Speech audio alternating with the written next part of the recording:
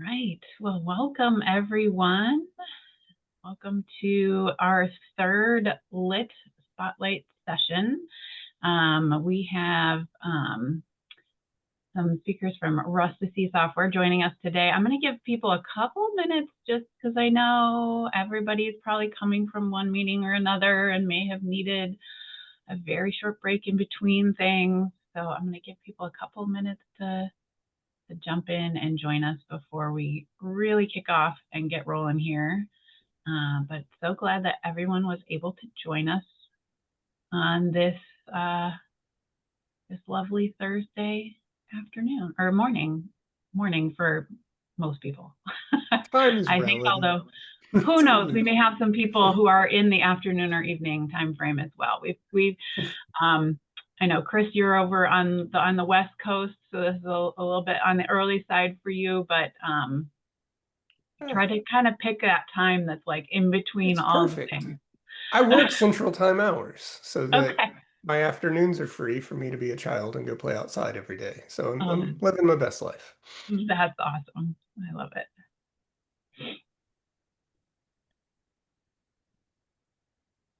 All right. Yeah, and feel free to introduce yourself in the chat. Say where you are in the world, where you're joining us from today.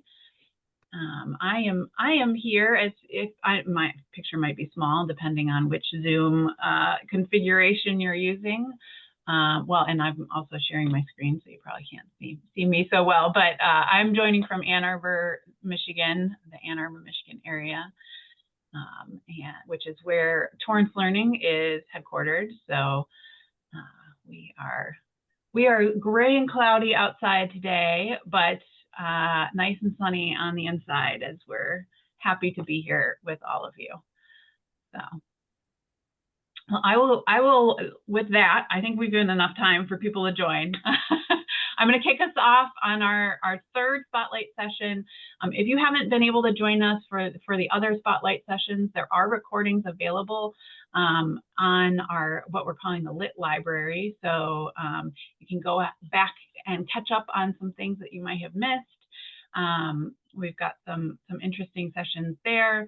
I'm pleased and excited to introduce today, though, we have two speakers here from Rustici Software, Chris Tompkins, and Stephen, I forgot to ask you how to pronounce your last name, but I won't try to butcher it and let you do it yourself. I'll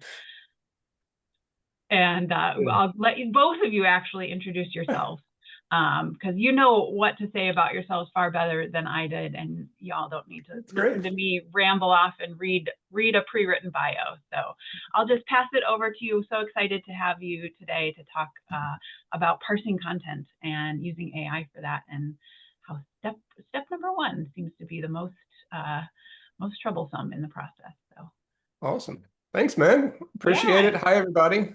I'm Chris. This is Stephen. We're from Rustici Software. We are here today to walk you through a little bit of how we're approaching AI. Everybody's heard about it. I'm a business guy. I'm required to talk about it on every call. But our approach, much like everything else at Rustici Software, is a little different than you might imagine. And we had a big sucking air through your teeth moment when we got deep into AI, because it turns out the first step is the hardest. So we'll go into why that's true, but before we do, a little about us and why we're the ones getting to talk about it. AI is really cool. All of us can have a good conversation around, oh, wouldn't it be neat if our team did X, Y, and Z? We can talk about some of those things, but there's a missing first step that we didn't realize, and you likely haven't either.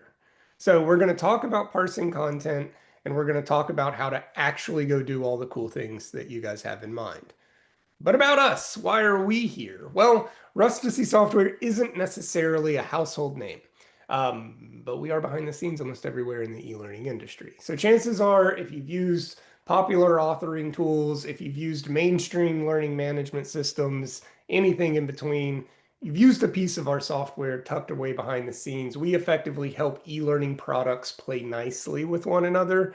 But we're around 60 people, mostly based in Nashville, Tennessee. And I am our biz dev lead. Steven leads our AI team. And between us, we're able to kind of scratch into some of what's going on inside the e-learning industry.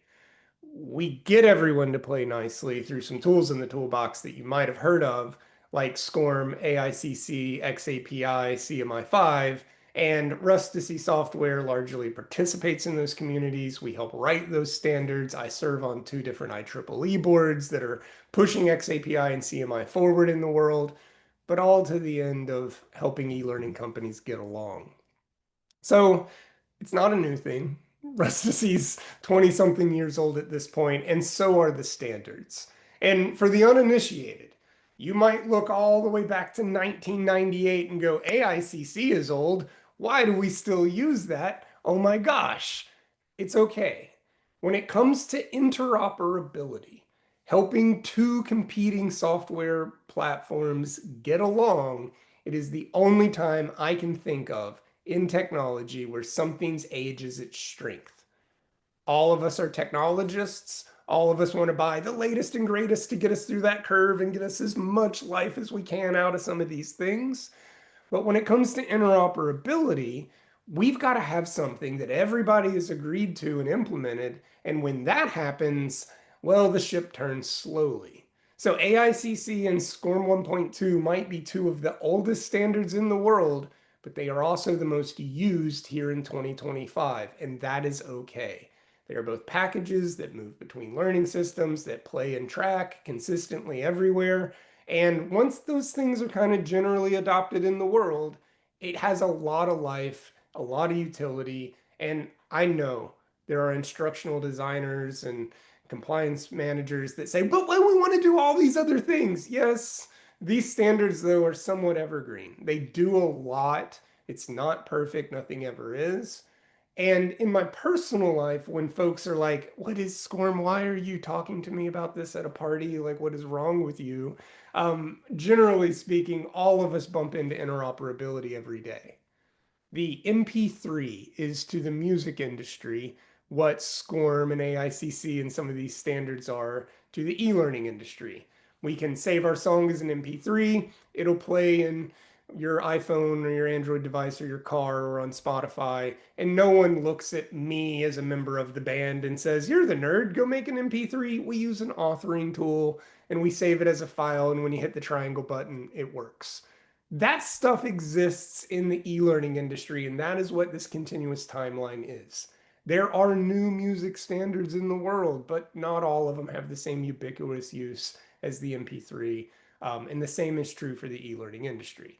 TorranceLearning, especially, has helped us on the right side of this chart, innovative with XAPI, pushes these things forward, does a bunch of magical things, and I deeply respect that, but these are all tools in the toolbox that solve specific problems. So certainly I love the more modern side of these things, but it is fair to acknowledge that, hey, if you're in a heavy SCORM world today, there are ways to future-proof a lot of what you're doing, and we can't throw the baby out with the bathwater, as they say. We kind of have to support all of these over time.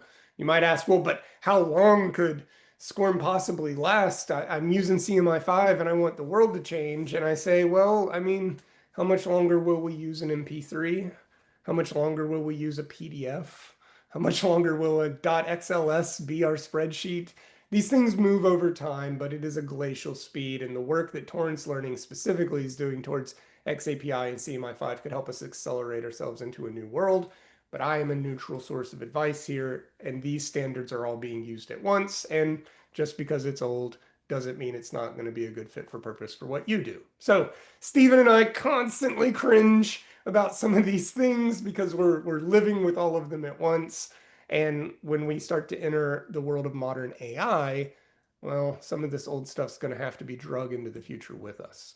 So to add content into your AI tools, you need to be able to extract it. Much like our spooky season door that we have here on the screen, step one, especially for some of our larger organizations, they go, okay, I'm ready to modernize my learning ecosystem. I'm ready to do some cutting edge things. Maybe they're working with Torrance to build something they've never tried before.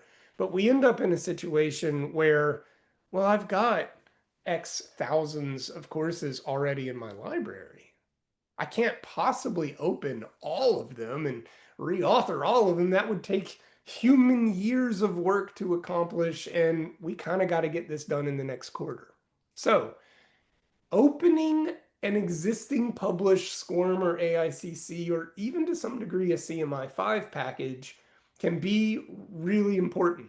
I want to throw it at a library of 10,000 assets, and I want to know what's in there so that I can use my AI team to build really cool and exciting things like a recommendation engine, a learning path, what to do next, an audit of our library, a searchable tool. All the obvious things that AI can do are gate kept because parsing an old package you already have is technically really difficult.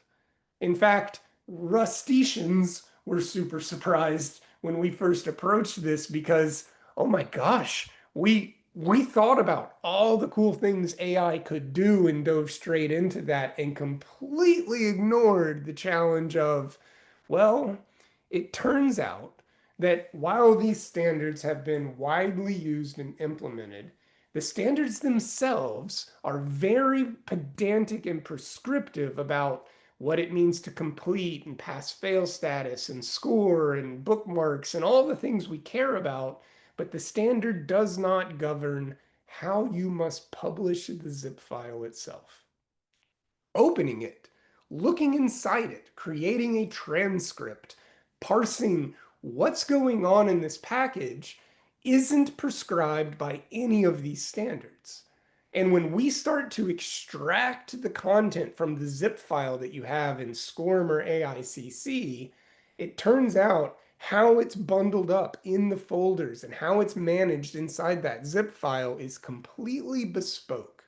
And it varies by authoring tool, like Adobe's Captivate, Articulate Storyline, Domino's Go, Claro, Gomo, whatever you're using. And those developers, even the ones that use Rustici to help package them, also have the complete freedom to change how it's stored by version of the authoring tool. And in order to fully understand what's in your package, you've got to be able to parse each package, identify what authoring tool made it, what version of the authoring tool made it, and then follow a known pattern to get the HTML, the videos, the text out so that you can build a transcript so that you can go do what you actually want to do with AI, which is all the exciting iterative ideas that all of us will talk about ad nauseum for the next several years. But because the package itself is so bespoke and so iterative in how it's been published, the first step out the door is super hard, and it is not an easily solvable problem until you've built a matrix of what built all of my packages. And once I understand that pattern, we can easily start to extract everything out of it.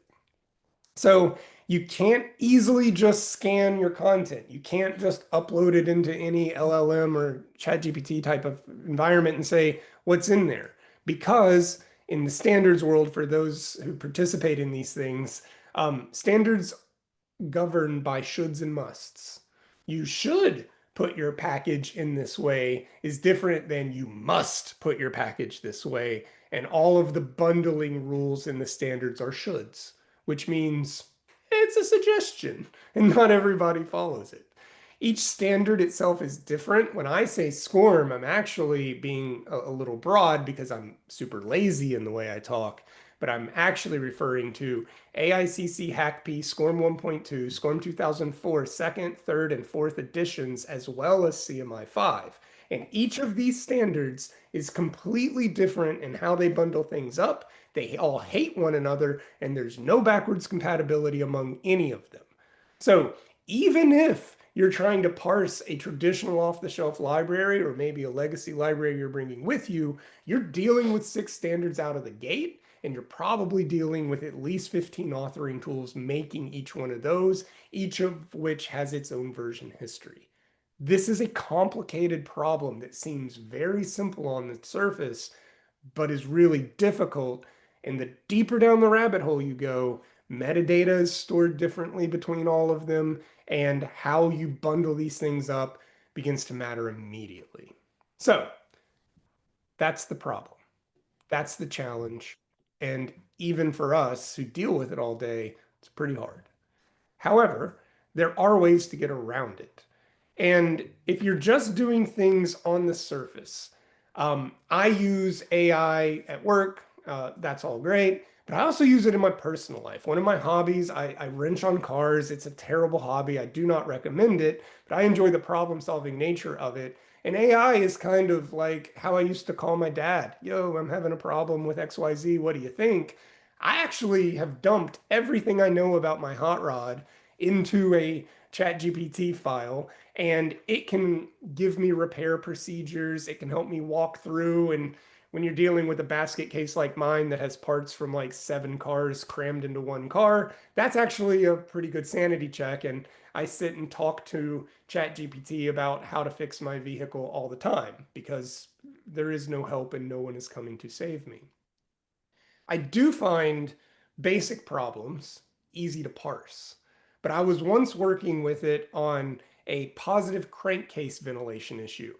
I didn't know much about that before I had the problem, and it was giving me some pretty solid advice and said, "Would you like me to build a diagram to help you understand what I'm trying to teach?" And I said, "Yes." And then this Dr. Seuss nonsense came out of it, and my confidence in it helping me plummeted to the floor.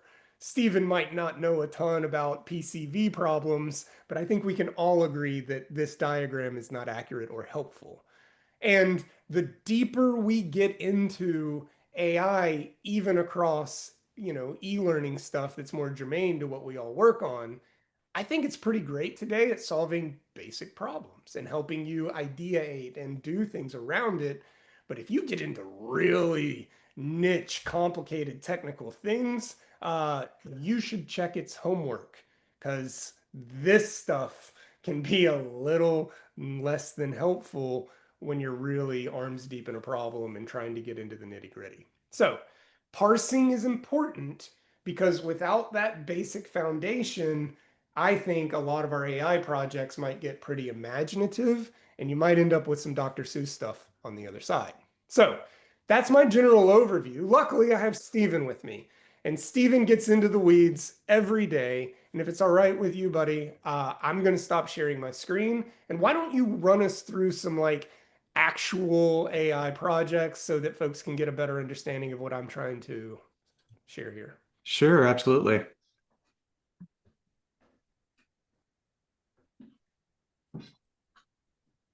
So we have a zip file here, and one of the first things that I, at least personally, always do first when I'm trying to start a new project or whatever like that, is this something just you can drop into ChatGPT and ChatGPT can just do for you, very experimentally. I took one of our old standard SCORM 1.2 files. It's our all about golf that we use for a lot of examples. And I just dropped it into ChatGPT and say, hey, can you get me all the text from this package?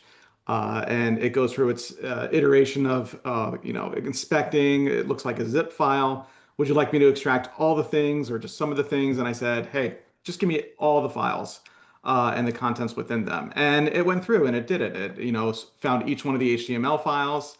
It made a text file of that. And then you can see like this is the text file that it gave me of all the SCORM content. And you can see it took each one of the HTML files. It gave me all the content. And I use content here kind of like in air quotes because for our purposes, like, if we want to have content that we can use to inform downstream AI processes or anything other downstream workflows, we kind of want the actual content of the course. And what ChatGPT basically did is it took each file, it looked at each file, and it gave me the verbatim file. This is no different than me just opening up each file in that SCORM file and reading it myself. I could just do a copy paste with what it gave me. You might say, hey, but you can iterate with it over time and ask it to reform and refactor what it's giving you. And yes, that's fair. But as a scaling thing, this might work for 1 or 5 or 10 of the same kind of package.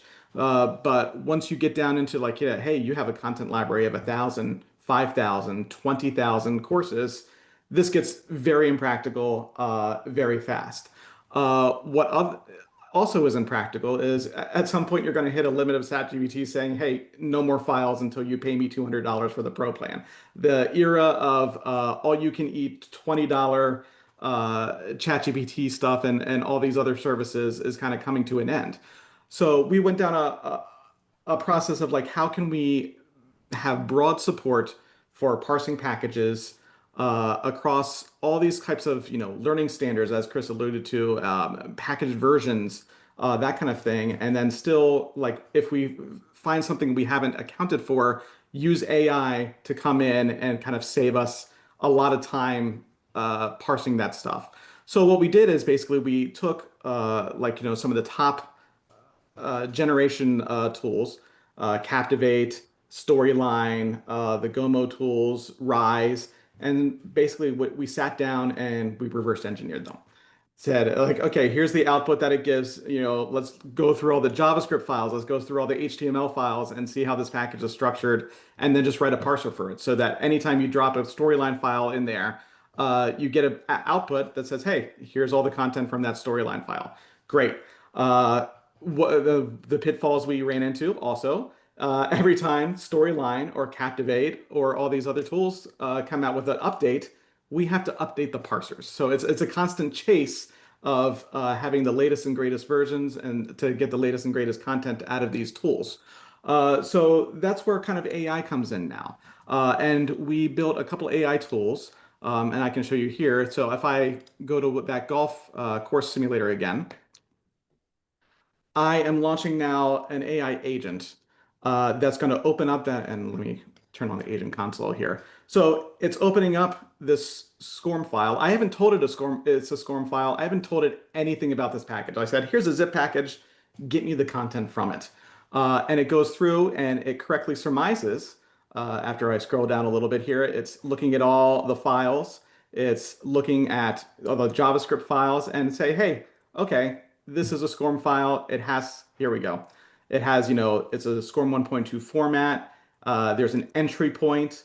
And now it's going to go ahead, and what we didn't want the LLM to do is just go and rip through the package, spend, a million tokens reading each one of the files and trying to find the content out of it. What it is doing is a deep dive of how all these files relate to each other. It's testing each file for like, is there actual human readable content in it?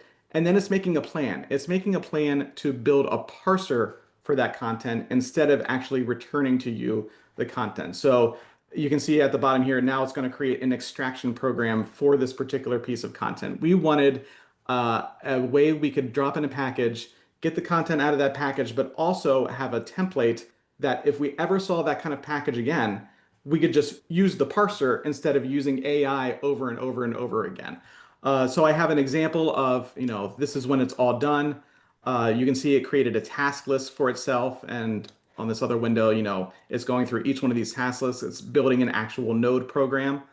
And then after all this is done, it gives you a little overview. It found, playing has 5 slides, etiquette has 3 slides. And at the end of the rainbow, you get this JavaScript file. And this JavaScript file is the parser that matches this type of package. So anytime we get this type of package again in this kind of format, we have the actual JavaScript file that we can just go, boom, 2 seconds later, you get an output. And that output looks like this. And instead of the ChatGPT just throw everything out there and hope for the best and put that in your LLM, we recognize that all these AI processes that are downstream required some kind of structured output. You want to know which slide all this content is on. You want to know how many slides are in there. You want to know what are the right answers for assessments, how the assessments are structured inside the course. And so we've divided this very structured output that is repeatable across all content types and all learning standards, so that every time you run a package through there, it can be 10 assessments, it could be video, it could be pictures. You're always going to get this very structured output that you can then use in downstream processes. And so the beauty of these learning standards is, as Chris alluded to, like, it's very prescriptive on, completion, all of that, but the course content can really be, it can be anything. I have something I built for a presentation before. This is a CMI5 package. This is also a game. Going through here and you can collect all the Rustici product logos and everything like this. But, to drop this into ChatGPT or any other kind of those automatic things, it was like, okay, well, how do I do this? But our agentic flow and everything like that can now go through there, inspect the files, and say, "Oh, this is a game. What are the elements in the game? And this is the learning objectives of this game," and record to you the output of this again. So we wanted to make everything very repeatable across learning standards, and to give a very concise output that is very much digestible to all the downstream processes afterwards. So that's a little behind the scenes of how we parse content at Rustici. Awesome. Thanks, Stephen. So, these packages can kind of be a trick or treat moment at times. You might not know what's in there. Stephen was intimately familiar with his SCORM package because he built the airplane game and knows what to expect. If you're in full control, I saw in the chat, we've got some folks building their own package by hand. Matt does that from time to time. Not surprised. Matt's basically a wizard when it comes to these things. And it's pretty easy to go in and say, hey, AI, here's what's going on in this package. But we bump into corporate customers and large universities and a bunch of others that just say, there's a bucket of 10,000 courses sitting in here, and we only authored some of them. Auditing those can be hard. AI makes it easy to say, show me every course with an outdated banking regulation, XYZ. Boom, here's the next 9 courses you should go update. That just saved literally human months of effort. But until you've been able to parse everything with some confidence, it's really difficult to get to that quick search moment that saves a lot of human time. And Rustici is basically building an AI library that says, hey, robot, what's in here? And it goes, oh, I've seen this structure before. I've got a mental map, trick or treat. Boom, here's what's going on in there. And when we bump into one that we've never seen before, we go build a model library for those things so that it goes through. So Stephen, I think that iterative process is really what we're trying to expand on here. Hey, Rustici's getting way out in front. We see more content every day than a lot of companies see in a year. And our method is going to let AI teams go be nimble and fast and do all the cool things, because step 1 out the door is really boring and iterative. Exactly. Walk us through some of that variability here. Yeah, so just so a breakdown, authoring tool A, you can fill in the blanks, Captivate, Storyline, whatever. Like, each one of these authoring tools has a very specific way they bundle up their packages. Sometimes, it's in this one gigantic minified JavaScript file that, is anything but human readable. And, it's, a million line long. So ChatGPT will just not even accept that kind of thing. Authoring tool B could have, JSON objects where it's stored, but then authoring tool B version 2 could completely change that up, and now it's all array based. And then authoring tool C can have, again, just a completely different thing. A lot of the work we've done is also recognizing that once you reach a certain scale, you have to do everything here in kind of like a cost performance way. All this parsing and everything, especially when you use AI, costs money. And so one of the pitfalls we've discovered too is, like, even when you have a storyline file and you want to get the video transcript out of it, if there's not a VTT or a kind of transcription file in there, you have to send it off to a service like Amazon Transcribe or whatever like that to get a transcript back of it, because sometimes it's just the video that's the content, and that's valuable content that you absolutely need. It's 2 cents a minute, which across a lot of stuff can add up pretty quickly. Storyline, for example, like if you publish it out, it'll make you put in a video, it'll make 5 copies of that same video in different resolutions. So you don't want to completely, transcribe that 5 times over. You're just magnifying the content. So we've ran into so many of these pitfalls and so many of these, oh, wow, we really need to do that differently because, hey, the cost blew up or this blew up or everything like that. So just the amount of lessons learned getting out in front of all these processes has been really valuable. Yeah, thanks. So, Stephen, talk to us about like where you think these tools are going to go and for what reasons. They're really valuable at breaking down the content, for these downstream processes. Yeah, quote generation for marketing copy. We had a great example where for a training company, they realized that instructors' stories that they tell during their trainings were like really valuable. Students really loved them. So when they downloaded everything into AI, all their course content and all their structure, they were actually able to go through and say, like, where did instructors talk about their own personal stories as it related to content? And that was a great marketing opportunity. Learning paths, we see a lot of interest in forming out, but you have to really have a strong understanding of learning objectives and topic lists and tasks associated with content that you really need to get from the content and process through AI first before you kind of start down that path. Chatbots, everybody has interacted with chatbots now before. The chatbot has to have some grounding in what it knows about. So therefore you have to break open the packages and get that content out. And then even AI labs. I've done personally like a lot of AI labs work and having the actual content in the AI labs, but also being able to take the content out of the AI lab you just created because that is its own set of learning objectives, topic.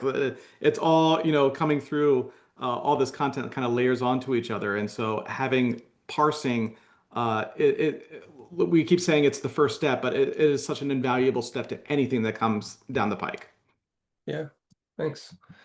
So ultimately, the plan here is that, look, you should carefully consider your AI projects. I get super excited about the art of the possible, and Steven's done amazing work already with, hey, I just want to casually start to ask my AI a thing, and it's pulling the training I was supposed to remember as the guiding lights.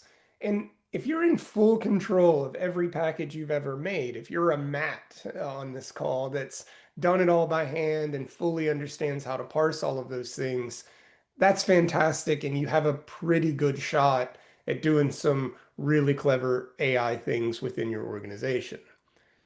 If you've got a large library, the number has a comma in it. You are in a position here where you shouldn't trust it.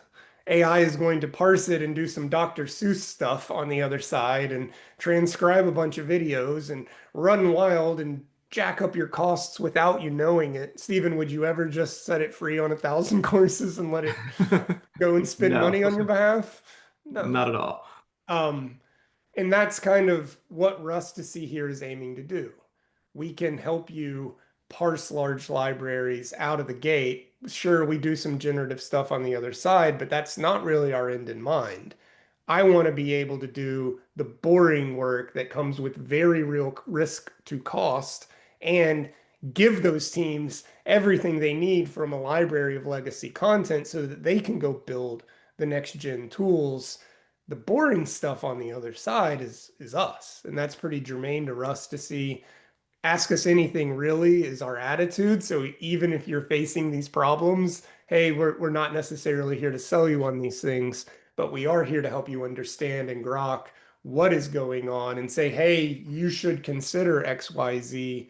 Because as expert as we are in all of these packages, and we've touched millions every year, we completely neglected to acknowledge how hard this first step is. Opening up these packages and seeing what is inside is a way more difficult problem than you might anticipate.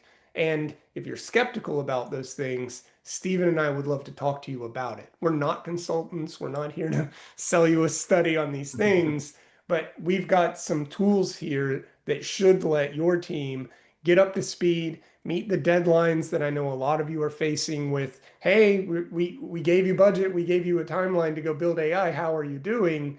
Our tools can go speed up that process so that you can focus on the things you're excited about. Because I promise you, opening a bunch of old courses and seeing what's inside is not a exciting or interesting project after you've done it a few times. So we're here to help. We're here to talk about all of these things. And we have a little bit of time here at the end to answer some questions. And luckily, Will's already helped us get started. So if it's all right, I'll go ahead and jump into those.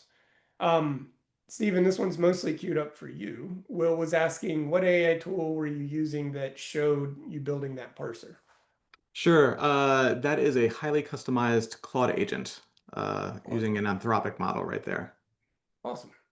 So at a higher level, Rustici has built a lot of stuff on top of Amazon services. It's what we're using for our private LLM stuff. It's how we're vectorizing databases and keeping the data secure and private. We certainly don't want to open any customer's package and teach AI what's going on in there. That's our customer's secret sauce, and those tools help us consolidate it down. It's also important to remember, and Stephen, you can kind of expand on this, that we're running other AI tools under that layer. You mentioned the video parser. I don't know if there's any more or if you want to expand on that too. Yeah, so for each kind of content in the package, we have a discrete service that handles that. Obviously, once you have the parsing down, everything is just JavaScript ripping through all the files. But in terms of video, that's Amazon Transcribe. That is going to create a transcript and a VTT file that you can actually just take back and drop into your content, and now you have VTT for captioning for your videos. Thanks. All right. So Matt's got a question. He says, having seen all the different structures and patterns of these courses, do you have any thoughts on whether it makes sense to work towards standardized data format packaging to make it easier for machine processing in the future? Or is it the nature of developers having the freedom to build however, and parsers will just have to adapt forever? Any recommendations? I'll do the dumb answer and then I'll have Stephen go into it. But I sit on the standard side of things. This has been the last nearly 15 years of my career. And Matt, I think 20 years ago, if you had kind of told everybody, hey, we really need to think about consistent packaging strategies because AI will want to read these things and do magic on the other side, they would have called me a witch and shooed me out of the room. No one was expecting some of these problems down the road, or I assure you that they would solve them. But these standards are 25 years old. And while that's a big challenge, sure, we could go focus on, hey, SCORM needs a little more rigor around it, but I think there are millions, hundreds of millions of SCORM packages that are published and used every day, and no amount of going back and fixing those is going to happen. These ships turn really slowly. Standards evolve at glacial speeds, and there is not even a committee right now that's saying, let's go reconsider SCORM packaging for AI. CMI5 has some attention. I sit on boards that are doing that, a more modern standard, and I'm hopeful that that's where we might actually be able to influence things.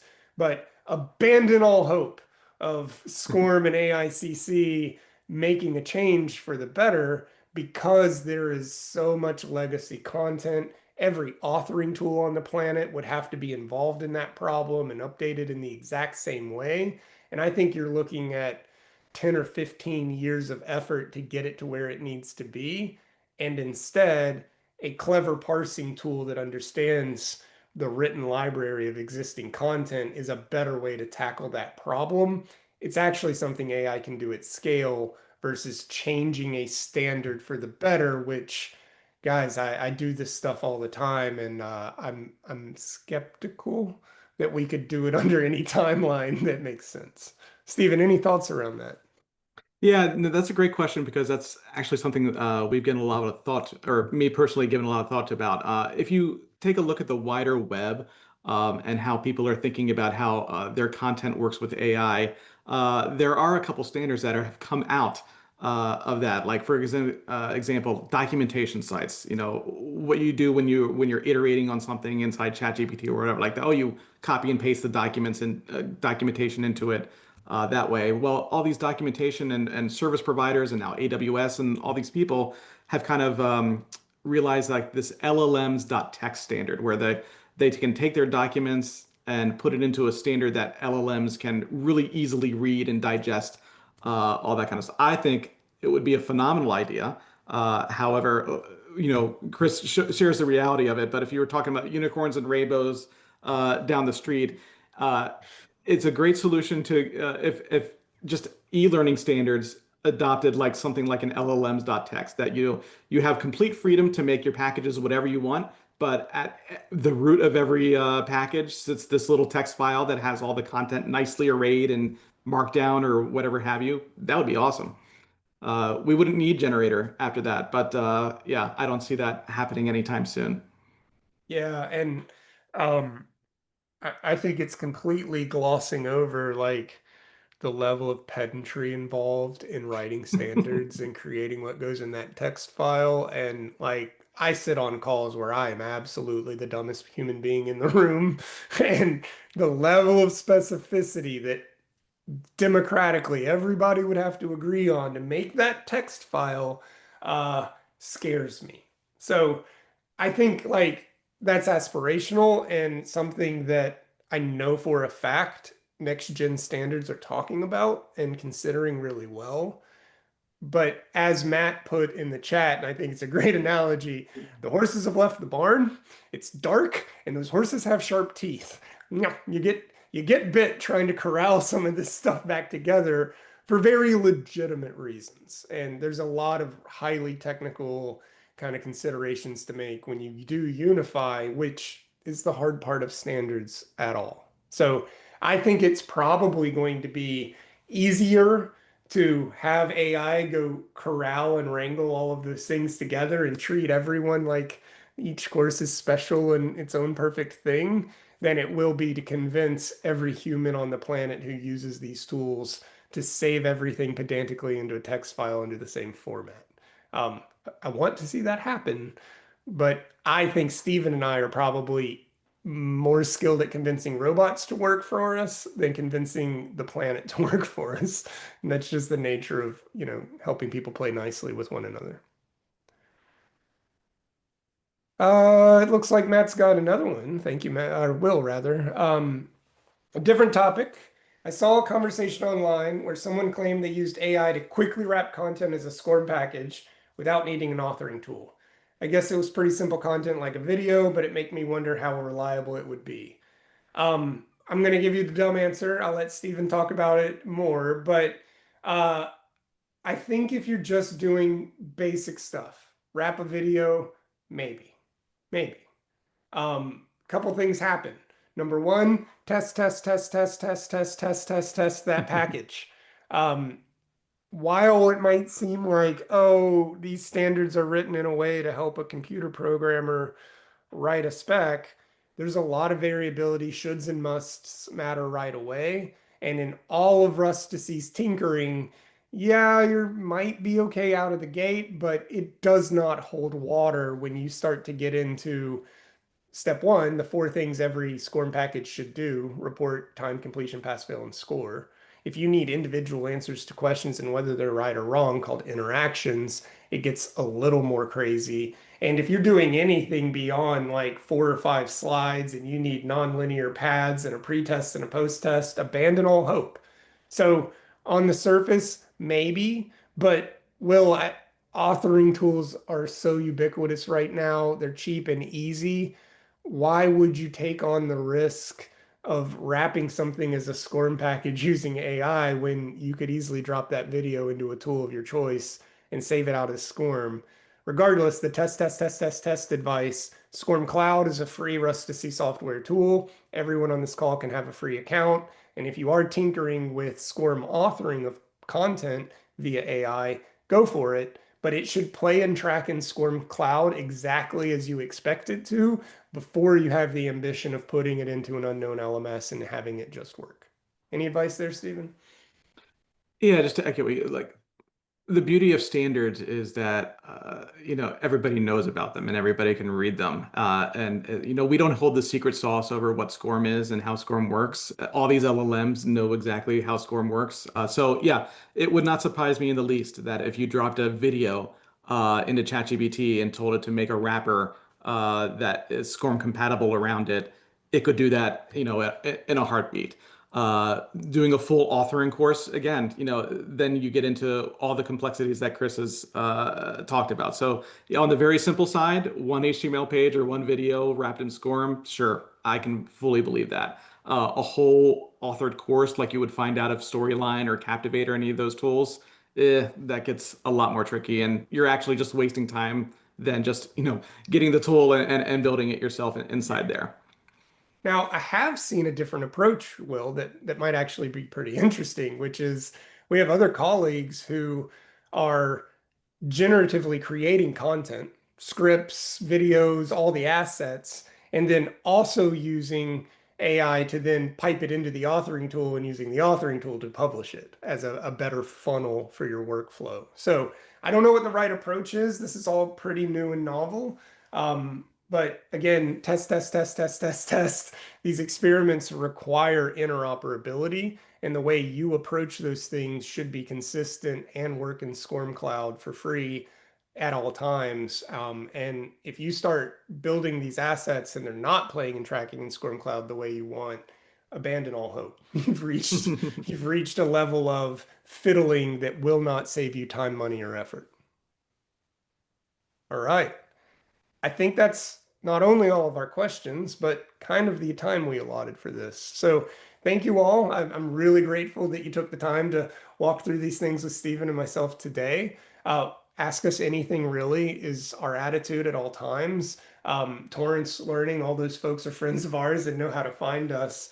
But if you are digging into these things, if you have an AI team struggling with some stuff and you kind of just want to sanity check and talk through it, we're always happy to have those conversations.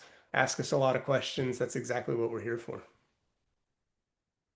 Thanks so much, Chris and Stephen. This has been really great to kind of like see what you all have been digging into and thinking about and wrapping your heads around on all of this. I think I know for myself personally, I'm one of those people who's a little bit more hesitant to dip my toe into the entire world of AI, in part because I don't know. I think I get very in my head and I'm thinking like 5 steps down the road and thinking like, wow, that's going to do a lot of things, but then checking all of that is also a lot of work. So it's awesome that you all have made some great strides in that space to, provide something that can get people that step ahead, because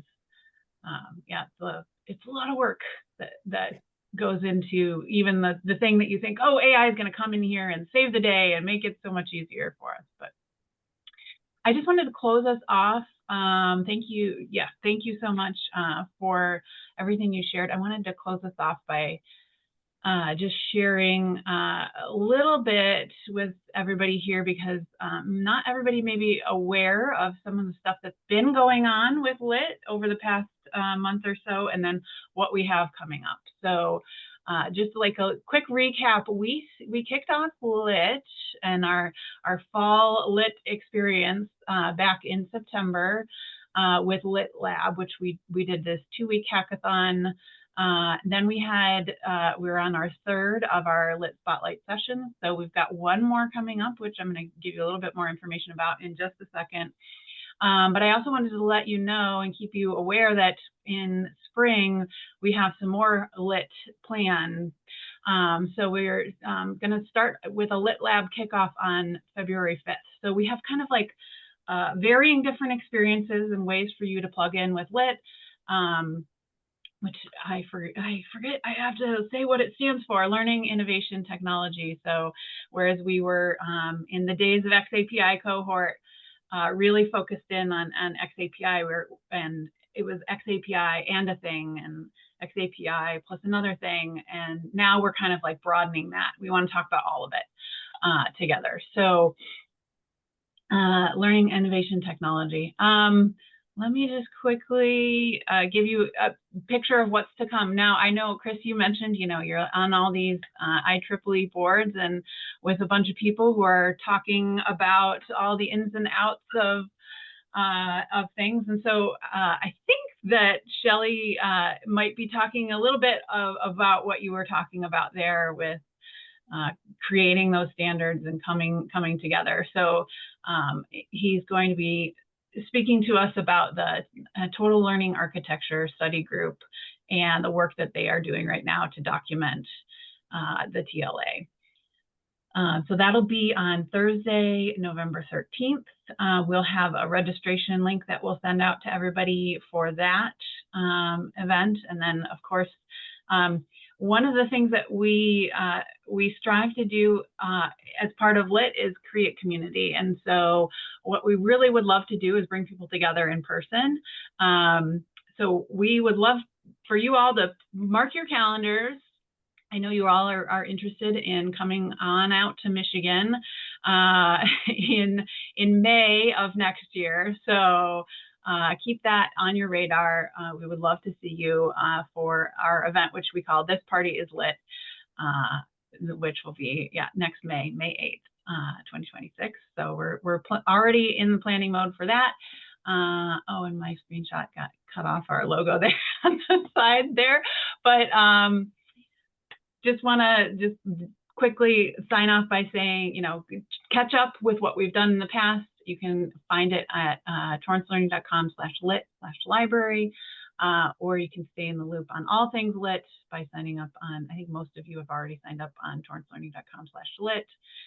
We have a mailing list that you can sign up for there. And then anything that comes up, please feel free to reach out to us at lit@torrancelearning.com.